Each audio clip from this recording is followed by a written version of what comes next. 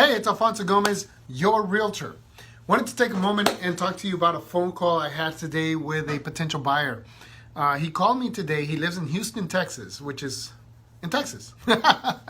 And he wants to move back to Southern California. And he was telling me about his situation, wants to buy, wants to get pre-qualified. He had a question about a property he previously owned. And I said, oh, tell me about it. He said, well, I got divorced, and the judge, in the decree of divorce, granted the property to my wife or ex-wife. I said, oh, and he says, will that affect me? Well, maybe. So I went online and checked who has title of the property, and of course, his name was still on title. And I asked him, well, what about the loan? Do you guys have a loan on the property? And he says, yes.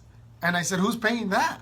He said his ex-wife is paying 100% of it.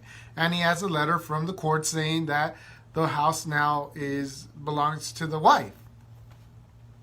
So what that brings up are two issues. A lot of people are very confused about, well, what does that mean? I'm on title, I'm on loan, what is all that? Well, remember this, in any real property, real estate, a house, there are two things to take in consideration. One is the title. Who is on title? Who owns that property? Who owns that real estate?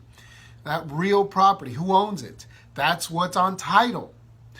Now, there's also a loan, if there's a loan. And if there's a loan, that means there's a debt. So who's on that debt?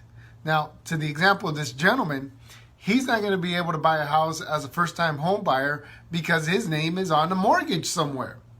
Now, I'm not a mortgage lender. I don't do loans. I've been doing this for 20 years, and I've never done loans. I've always done just the realty side.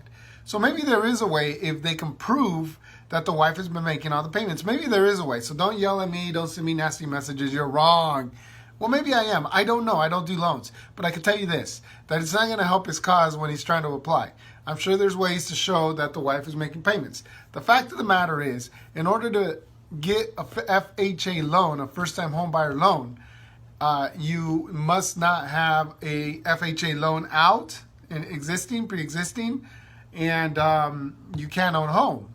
Otherwise, if you do, then you're not a first-time home buyer, or at least they don't look at you that way. Not that you can't use a FHA loan twice or more than once. You can use it more than once.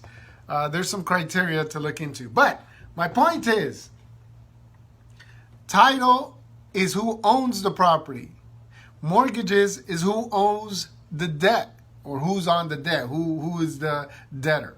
So those are two different things you got to take in consideration when thinking about your house, when thinking about buying a house, when thinking if I qualify for a first-time home buyer. Alfonso Gomez giving you some 411 on title and the loan, the difference of the two and what that means to you. So hope that helps. Alfonso Gomez, hoping to close my next, let me do that again. Alfonso Gomez, and I can't wait to close my next deal with you.